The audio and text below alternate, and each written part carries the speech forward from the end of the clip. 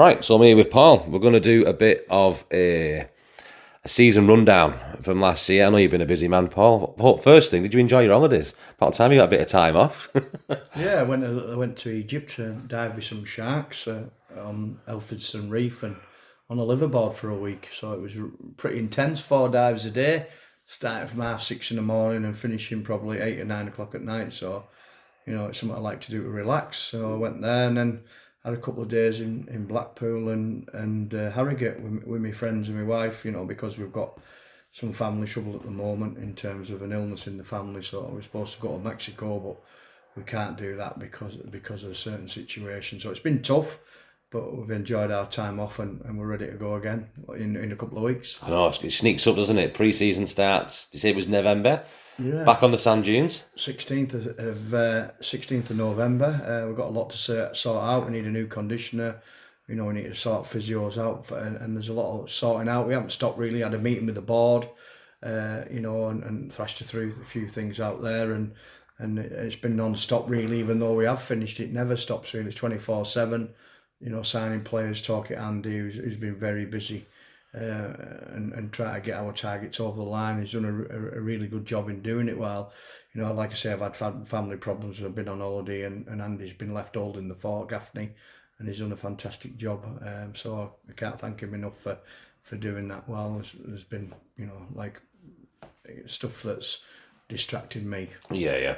Well, in terms of this season then, we'll go right back to the start. We'll have to jog some memories now.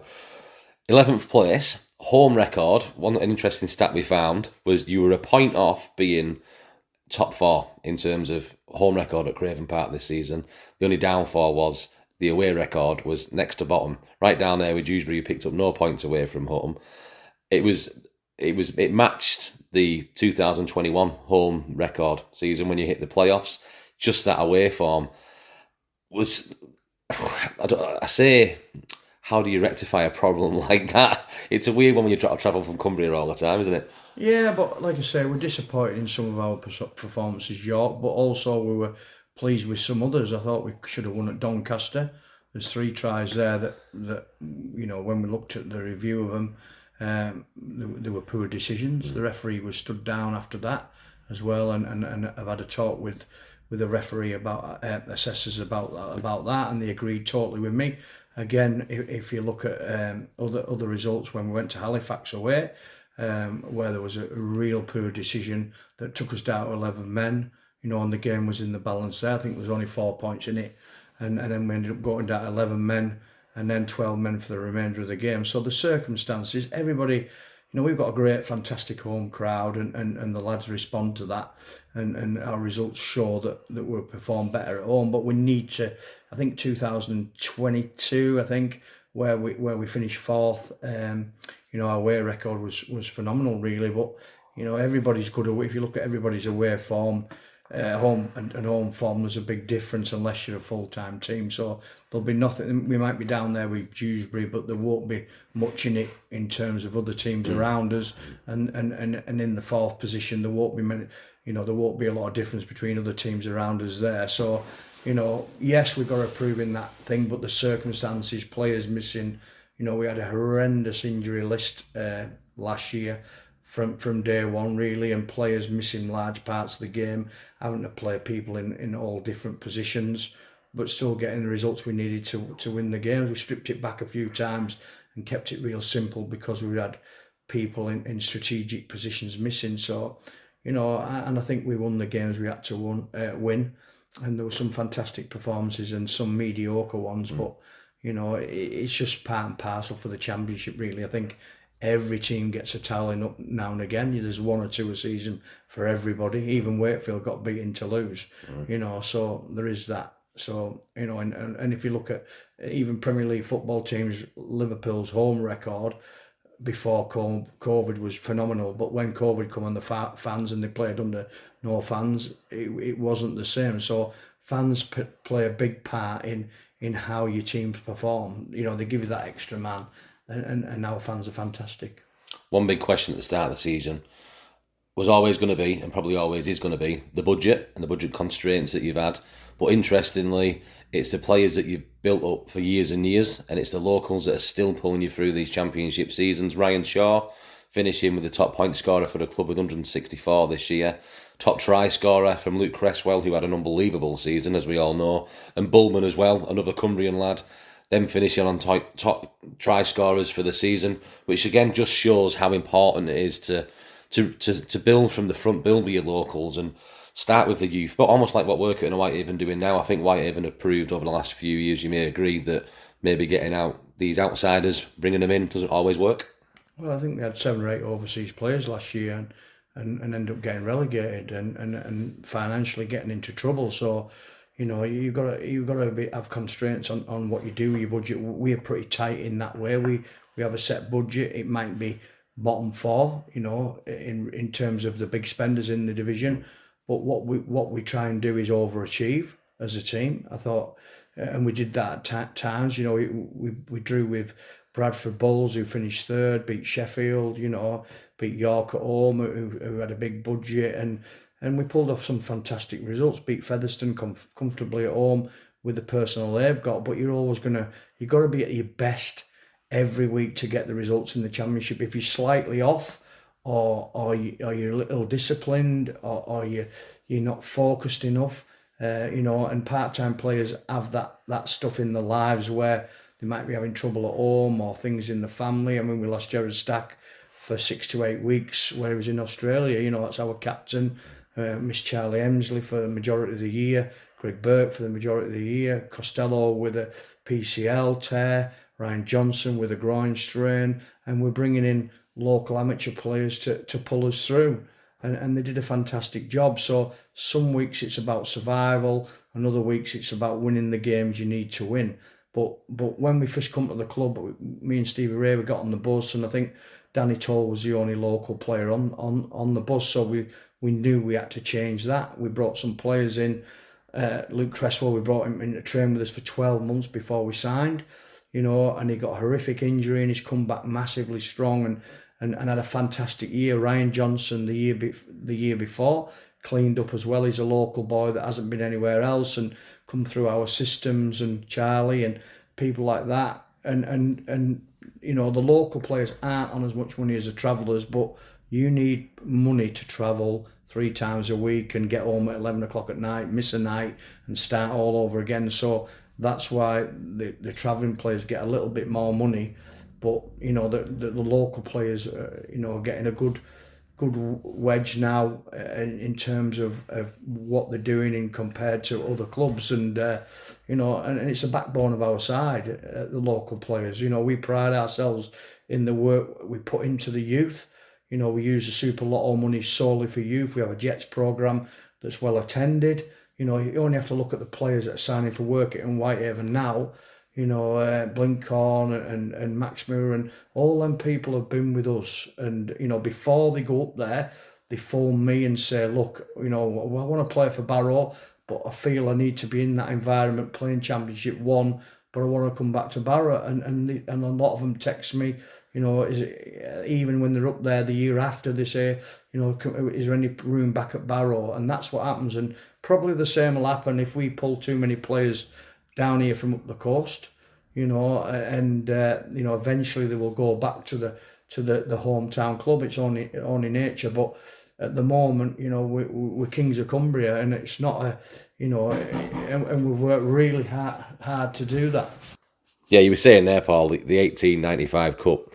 That's when we became the self-proclaimed kings of Cumbria at the start of the season. Great victories against Workington and Whitehaven, which set the season off to a good start, and it brings up one of the 3 highlighted away games that I wanted to talk about, and it was that one against Widnes, where it all kind of kicked off a little bit, starting with Delane on the bench, having that scrap up, what they presume was a scrap on the sideline, and then Walker seeing red, and I think that kind of set the standard in terms of the RFL from there. We didn't realise how bad, I suppose, it was going to get throughout the season, but I think that set the ball rolling, that away game at Widnes at the start of the season. Yeah, I think the Delane incident was the Halifax away game, but the incident there we're talking about was at the Widnes where, one of the linesmen, Bradley, got sent off for dissent, and then the linesman on the sideline said he said something, and which he didn't do, and then it went to a tribunal, and it was all squashed.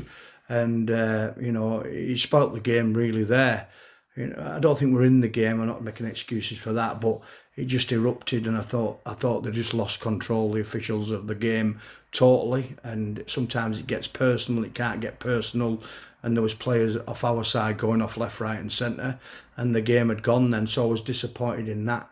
The big thing for me is when I think we played Whitehaven in the league away, and I think we had a dropout, and Curtis Tier clean drops the ball, and the referee says play on, and there was a try. But you get, you'll get things going for you and getting things going against you. But when they're certain individual decisions, but when it's a decision that costs your players on the field, then it becomes a different matter. Or it might be one try that they might not get right, but when it's 2 or 3, it becomes a problem.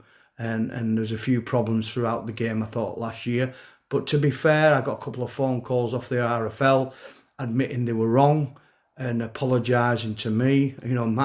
My thoughts on the Halifax game is, it could have resulted in us being relegated, and I wanted a replay because it was a monumental mistake that if it had happened at Super League, I thought they might have replayed the game or something might have happened. But we move on from that. We had to move on quickly from that and adversity throughout the season.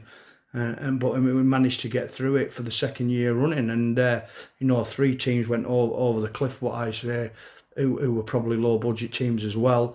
And we were the one that managed to survive against all odds for the second time. Yeah. I know you were saying that Widnes away game, yes, there was a few things we could talk about with the officials, and it might not have affected the outcome of the result. Doncaster away and certainly Halifax away, they could have been completely different stories, and the away form that we talked about earlier on, that could have been totally different. Yeah, it's small margins, and sometimes, the officials do get it wrong, but, if it's monumental mistakes and, when they've got to work closely with the linesman, one of the tries was forward, and one of the tries was definitely offside. The penalty against us at the end of the game when there was 4 minutes to go, when we're fighting for a draw or a win, there was a penalty against us when we had the ball, and when we reviewed it, it was nowhere near a penalty. And again, I don't really complain, but I did actually speak to the commissioners and stuff about that, and sent the relevant clips off, and we were proven that we were right. And then, like I said, the Halifax one was really poor, and I say even the Whitehaven one where Curtis dropped the ball and stopped, and everybody stopped, and they called play on and scored off that set, and we get beat by a point. So, they could be reversed, but like I say, we set out with a clear message to our players that we work hard at home for the home fans. No matter what injuries we've got, we won't make any excuses. We go out and give everything we've got, and they certainly did that. And it's a tough league, especially when you are a bottom 4 budget team. You've got to overachieve, and both Swinton overachieved in some games, Whitehaven overachieved at York and places like that. But you've got to do it regularly and be in touch. And we won enough games to stay in the competition. And we were so pleased at the end of the year, because I think the rules change again next year, where it's a Super 8s. Whereas this year, 3 teams out of the championship, and if you're ranked as around that bottom 4 in terms of budget teams, you're always going to be in that mix, no matter what people think. You're always going to be in that. So our philosophy or our goal is to overachieve and improve, so that we're a consistent championship side, and we've stayed in it for the last 3 years. Probably against all odds, really, and with local players, 10 or 11 local players playing each week, and last year with the loads of injuries, and again the year before. So we need a little bit of luck, and we've signed players this year that have got points in them. Ryan King, he's got points in him. Curtis Tier's got points in him, and Ellis Robson, nearly 19 tries as a back rower, is phenomenal at any level. So we've targeted certain players to give us that, that cutting edge in terms of points probably away from home. I do want to come back and touch on it. I don't mean to get you in trouble, but this Halifax game, Andy Thompson picked up on it as well this week, that let's talk about the what ifs, right? What if the season panned out slightly differently, and we ended up getting relegated, say, by a point. All eyes would have to go back to that Halifax game. And when you think of, did the officials cost you a relegation because of what happened in that game, what would then happen? Maybe not for you as a coach, but maybe the club. Do you think they would have took it to court? Because it would have been a loss of earnings going into the next season. Everything would have been reduced. The budget would have been reduced. The gates would have been reduced. The players would have moved on. All because of an official's mistake, really, which I know it never cost you in the end, but it could have been a different story. Yeah, and it was a great game as well, to be fair.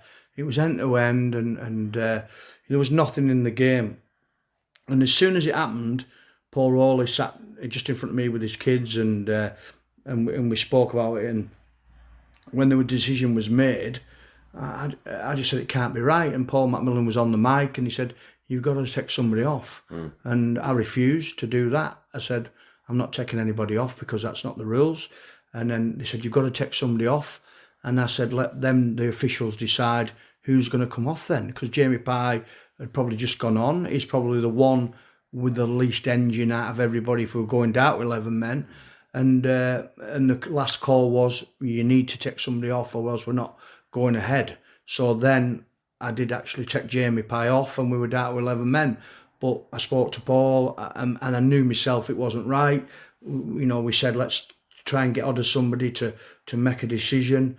And then the game carried on. Obviously, we lost the game, but not by that much in terms of having 11 and then 12 men for the remainder of the game on a red hot day. And then Monday, I was just having my tea on a Monday night, and the phone rings, and it's the RFL, and they just said, "We've got some bad news." And I thought it was because of my conduct that something might happen, but they said they've made a monumental mistake, and you shouldn't have gone down to 11 men, and then you should have gone back to a full contingent of players, so it cost us dearly because Delane was a substitute, and so it wouldn't have mattered for that. He wouldn't have been able to go on, but and we lost Brett Carter because of an incident, and we were down at 11 men for 10 minutes, and then 12 men for I think 35 minutes, which and we competed heroically in red hot conditions with limited rotation because we got a couple of injuries as well. I don't think we had any rotations with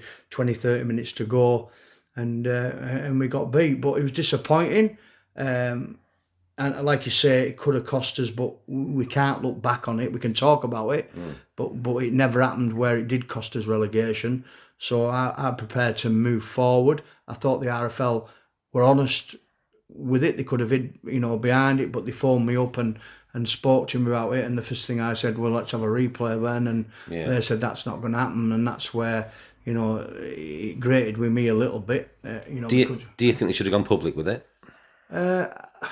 Well, that's up to them. You get in trouble, you do get fined, and you do get, for bringing the game into disrepute. But you got to be honest. Whatever I say, I'm always honest, whether it costs me or it doesn't. And to me, it was a phone call for me, and it never really went that public. And we had to deal with it in house. But it's something. It puts a massive drain on your players because it's nearly 27 degrees that day. Tom Walker had a bad ankle, and the week after it was really difficult to get the lads up because they'd put that much energy into it. The affection in the weeks after. So it wasn't just that game; it was the week after as well. But we recovered well, and we've kept. We never put pressure on the players, no matter what position in the league. We don't bring it to the players. We make it a happy environment and a nice environment to come to because you have problems at home. You worked all day, so I'm not grumpy if we get beat. I try and keep everything as upbeat as possible, and we turn the corner, and we seem to win the games we need to win to stay in this competition. And it's very, very difficult because they're so good. There's some of the teams that are up there with the Super League and spending that much money. And when you're probably a bottom 3, bottom 4 budget team, you've got to overachieve. But we pride ourselves in trying to overachieve. Well, let's look at some of the positives then, and that's all going to come from the home form. There was some epic wins this year. The point that turned out to be brilliant, the pivotal point, if you will, at home at Bradford. That was the point that effectively kept us out of the relegation zone, kept us ahead of Swinton, kept us ahead of Whitehaven. But also the victories Batley Bulldogs, Featherstone, the point against Bradford as well. There was some massive home victories this season. Yeah, I think the Sheffield one was massive. Sheffield, because, yeah. You know, we won that game, and there was a try there where Farrell was 4 metres offside off a kick from Bradley Walker, which again, you know, could have influenced the outcome of the game. And you get people saying, "Oh, yeah, but decisions go for you and decisions don't." But when you're fighting and scrapping to overachieve, you know, you do need them little bits of luck or the officials to be on the ball. And I jumped out of my seat in the stand when, you know, I could see it a mile away, and I couldn't believe it was given. But we managed to win the game, and I thought, from a side, I think they beat us 54 points away from home, and Towels up to turn that around and get a result was fantastic for the players, really. And you know, like I say, we do compete in almost every game, even away from home. I thought we were lucky at Bradford away.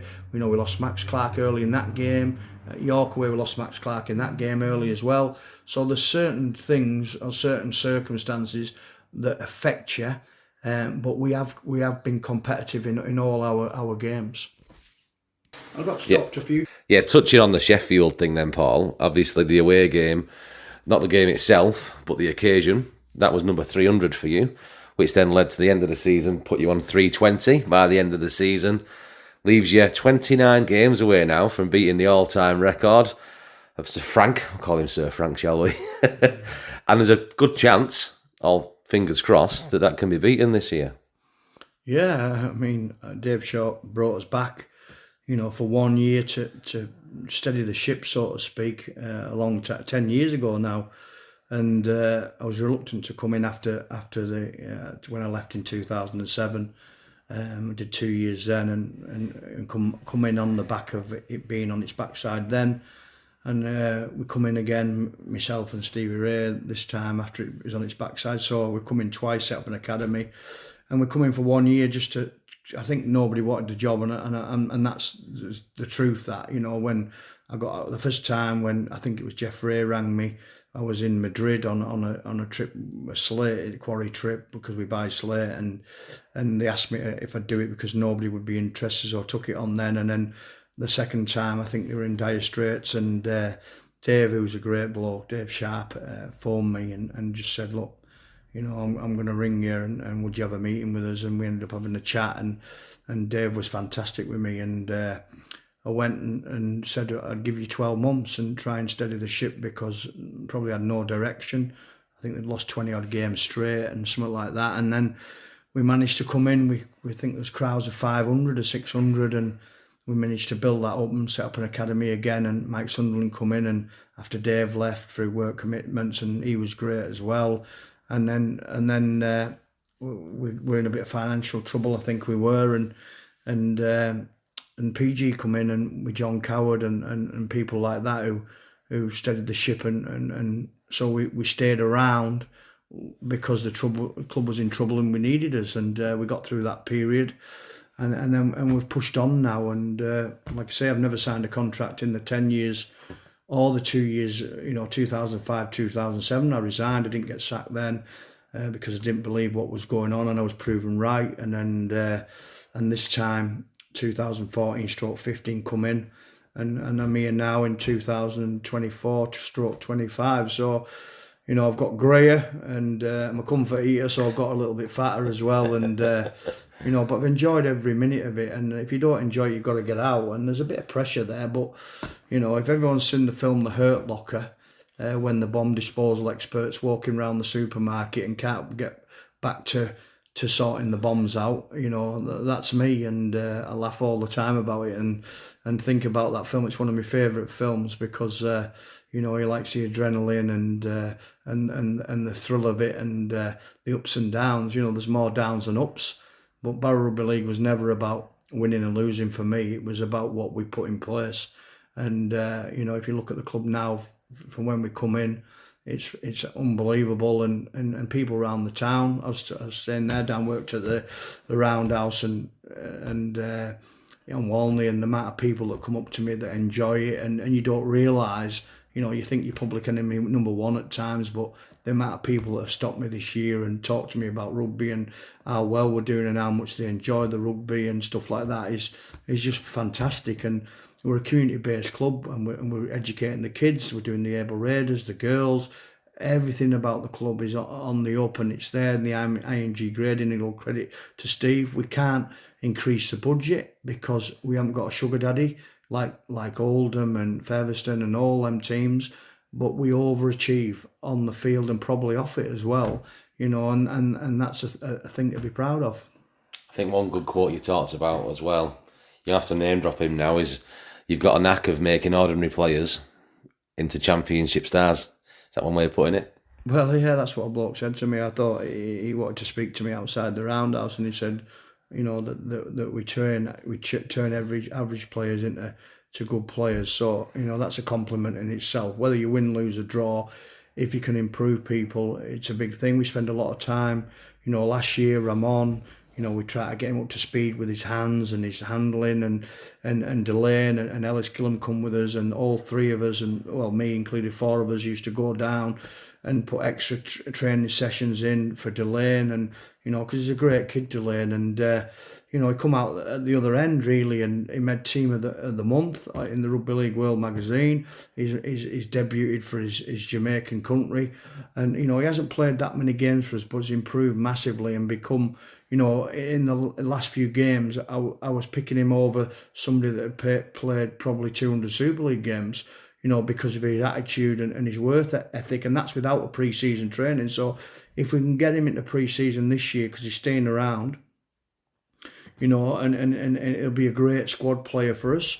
Whether he's consistently in the team, we don't know, but we're not afraid to throw him in there. And he's a guy that come just on a recommendation, and now he's working in the community. The kids love him, and he's a great kid, and he's from London, and he's made his home up here. So the progression of him is massive. Like I say about Luke Cresswell, come in, did great. Tore his PCL and was out for a long time. Come back real slow, but now he's back to his absolute best. So Luke Broadbent, I mean, he's always going to be a great player, but. When he come in from working in White, he was pretty loose, and he come as a full-back stroke. We didn't know what he was, but now he's turned out to be a fantastic try-scoring centre with great skill, and we can throw him in at full-back. He's just as good, and he's a great kid. He's a funny kid, and he's a bit loose. He reminds me of his uncle Mark, who's a big friend of mine, and is in that mould. And Mark was a fantastic player as well. But to see these kids develop and become solid championship players is a credit, and probably some of them will push on and go to Super League. But we see the players that fail at Super League, that play Championship, and it's a massive step up because they can bring in imports and keep the very best players because of the financial clout that they have. So, we're next best thing. And the people that come to Barra on loan to us, they phone us up and want to stay at the club and ask if it's possible to come. Matty Costello could have gone to York, went for an interview there with them, and then phoned me up on the way saying, I want to play for Barra. Do you know what I mean? So, we look after people, and Steve Neal says to me, we got to look after people, because then good news in rugby league travels fast, but bad news travels faster, and we're a good news club. Yeah, I love that. It's good saying that. Now, you've seen a lot of players there, and there's been a lot of highlights throughout the season for a lot of these players. One thing as well, I think went a little bit under the radar was this connection you've got yourself with other coaches in the game that's helped the likes of these Salford lads come in, and these lads from Wigan, and they played a big part in the season as well, especially more towards the latter stage of the season. The likes of Kevin Rothwell came in, he was a superstar. Jamie Pye we've talked about as well as your own, as the likes of Luke Cresswell, absolutely shining star in the season, and Ramon until he got injured. How important is it now? Because I know you've been against it for a few years, this dual reg setup, but I think you've kind of just got to go with what everyone else is doing really to survive. Yeah, well, when you think about it, if you use it sensibly, and people are picked on merit, and you haven't got to leave people out just for the sake of bringing people in, which we haven't done. We've used it sensibly, and sometimes, you know, when John Duffy'd phone me and say, we've got so-and-so 4 players available, we might take one. Or if somebody's out of form, you know, we check that player, which we have done this year, and we've brought certain players. Amir Borough, Paul let us have him. We were desperate when we went to Swinton away, and we had. I think Woody was Aaron Smith was injured, and so we were carrying one player. Woody was struggling a bit himself, so Amir come in and I think Woody did the first 10-15 minutes. Then Amir I think played the rest of the game, and I phoned Paul up, who's a great friend of mine. You know, I've known him for a long time now. After I'd done some work with him when he was at Lee the first time, and I asked him if we could have Amir, and he let us have him, and with Jamie as well. When we were struggling for middles, he said we could have Jamie. It's only at the back end of the year when he had to take him back to play Wigan, you know, that we lost him. But he's his player. And he's been great for me, Paul Crarey. I mean, Matty Pete as well. I spoke to him a couple of times on the phone. He's been great with us when I've needed players, and I have a good relationship with a lot of Super League coaches. You know, Matty was asking me who I thought could play Super League out of the Championship, and when he first phoned me, and I got on really well with him. He's a real nice fella, you know. But Paul Crarey is my big friend, who we speak regularly on the phone and chew the fat. So, you know, it's been a great lifeline for us. And Chris Chester at Lee's great with us as well. He contacts us regularly regarding players, and let us have Cavan Rothwell, who was great for us. Picked up a few bad injuries, Cavan. You know, but we've got a real good relationship with Lee Centurions as well. I think they trust us with players. And when we played Ian Thornley at Barrow, he was coming back from injury. We were desperate for a win and desperate for a centre, and Matty said that we could use Ian, but we only had to play him for a certain length of time. And then he was sat in front of me, Matty, and when that time was up, he said, look, we'll speak to the physios and see if we can run over. And we did, and we run over the time, and Ian ended up playing 67 minutes, and we ended up winning the game. So, you know, it's been fantastic, really, because they're at a different end of the scale in terms of the quality of the player and the amount of players they have. And for them to take time out to come and help us out is massive, and speaks volume for where we're at as a club in the trust part of it, you know. Yeah, I suppose this is important as well moving forward, not just the next season but future seasons. And like you just said, you and Steve there, about how important it is to look after these players. It's why we do what we do, or why you do what you do. Yeah, definitely. And you know, I'm proud when I get a local kid coming through. I was given an opportunity a long time ago, and somebody, you know, put the hat on me and put me out there. And when I was 19, and I had a good career at Barry and really enjoyed it, and played with some great players, made some great friends. And we just watched these. It's great to see. If you look at Charlie Emsley, for instance, now, I know he had a bad year with a bad injury, but he's a mountain of a man, you know, and the crowd love him. You know, he's a local kid. When I first took him, as a kid bloke from Millham said to me, you know, you'll never make anything of him. But, you know, I watch now, and he's a crowd favourite. And, you know, we can see something in these kids. And the big thing for it is attitude and commitment. And Charlie's fearless as well. He's a great kid off the field. You know, he looks mean, and he's big, and he's tough and strong, but he's a fantastic bloke off the field. And all of them go out of the way and go above and beyond for the club. And we don't suffer fools. Anybody who doesn't toe the line or doesn't believe in Barrow Rugby League and it's about themselves, we move them on. You know, they get 1 year with us, and it's took us a long time to evolve. And I just watch Whitehaven and work it now going down the route that we were at, you know, 5, 6, 7 or 8 years ago, and it's a long road, and the fans have got to be patient. But the Barra fans, all in all, maybe one or two don't like me from my first time there and how I left and stuff, but, you know, the majority of fans are 100% behind me and the team, and, you know, it's fantastic. Talking there about players, about moving on, finish the season on a high, staying in the division, that big win against Whitehaven as well. We should touch on that, actually. How big was that game? We've talked about it on the podcast, about how it was more than just a Cumbrian derby that afternoon, wasn't it? To win, to stay up, to put your noisy neighbours down, if you will. Was that a highlight of the season for you, that victory at home at Whitehaven? Well, we just had to win the games we had to win. It was a big game because we knew we had Widnes, but I had I spoke to Harvey Makin, and Bradford were going full strength against Swinton, and they had a couple of losses, and I just thought it was too much for Swinton to go there. So it was all on the Whitehaven game. I think Carl Amos, a friend of mine, spoke to me after the game and phoned me up a couple of nights ago. To be fair, for a crack, and they'd brought some people in on a COVID, but rules are there to be used and to be manipulated.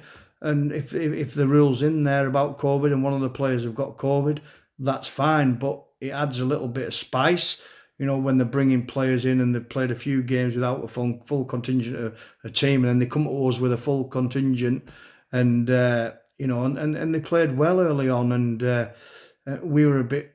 I thought sides were feeling themselves out. A couple of mistakes allowed them some field position, but probably from 30 minutes on, it was one-way traffic, and we were we were comfortable in the stand, and we scored some fantastic tries, and I wouldn't have liked to have gone up there, put it that way, to get a result, because it's always difficult, but there's a big crowd in.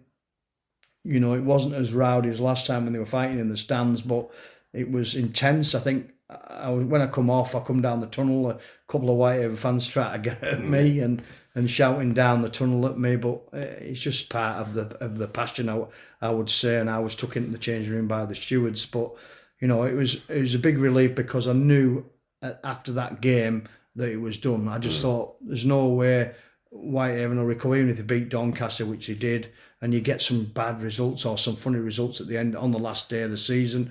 We played Widnes at home the last day of the season, and their players are telling our players what the score was at Bradford. Obviously, they wanted to get the playoff. We went in at half time, and I think Swinton were getting beat something like 20-odd-0 or 28-0 or something daft like that, and it was it was done then. And we just said to the players, go out there and express yourself. And I thought it was a great open game, the Widnes game. And I think there was one bad decision when there was a rip on Luke Broadbent, probably 40 metres out, which should give us a set with a couple of minutes to go. And it was ruled in Widnes' favour, and that was the game gone. But, going back to your Whitehaven game, they're always big games, and the media and the press make it bigger than what it is, because you don't go out to lose any professional game. So whether it's Swinton, whether it's Whitehaven, all them teams around us, Batley, we won them games we needed to win to stay in this division. Yeah, so going back to what I was going to say, with players moving on, there's two big ones that we spoke about at the end of the season. One was the is he, isn't he retirement of Jared Stack, and another big one quite recently was Ellis Gillam. Have you got any kind of update on both of them, really? Is Stacky officially retired yet? And a little bit more on the Ellis Gillam move. Well, I was down the rugby and watched the England game on Saturday, and Stacky come and sat next to us. I think his heart's set on playing deep down. He's got some stuff going on in his life, and I know another Cumbrian team is, told me that they've spoke to him and he wants to go up there. But I think with Jared, if he's going to do that, it'd be a big mistake with what's going on in his life to commit to travelling. There's always a place here for him in the Championship with us. He's been a fantastic captain for me. He's 37 years of age now, and like I say, we brought players in because we thought he was going to retire. But like I say, the door will always be open for him, but we'll put no pressure on him. I said I'd look after him if he wants to stay and play him in the games we need him to play in, for his age, because he's been fantastic for me from the minute I brought it. Well, he phoned me, another one that phoned me a long time ago when working in financial trouble, and he lived at Askham, and I've seen him quite a lot, and we spoke, and he rang me and he said, I want to come and play at Barrow. And since that moment, I knew he is a superstar. We talk about great players loosely, but he has been a great player for Cumbrian Rugby League, and he's a great bloke, and if he decides to do what he does, I'll back him whatever, 100% with us, 100% if he goes and plays somebody else. But as a bloke, there's nobody better, and as a player, there's nobody better. On Ellis, I believe I think he's got a 2-month trial somewhere. Another great kid who I had him as a junior. He played for me when he was 16, 15 with my son and Ryan Johnson and them sort of players. And he was, I had him at loose forward then. He went to Warrington, they put him as a back rower. He went to Whitehaven, they played him as a back rower. And then I signed him and put him as a middle, and he's never looked back again from where he was. You know, there's a kid called Wainwright who played for Warrington, if anybody remembers him, and he reminds me so much of him. And whatever he decides to do, he goes with our blessing. He's fantastic on the community. It's a big gamble for Ellis, but you know, he knows what he wants. He wants to be a full-time rugby player.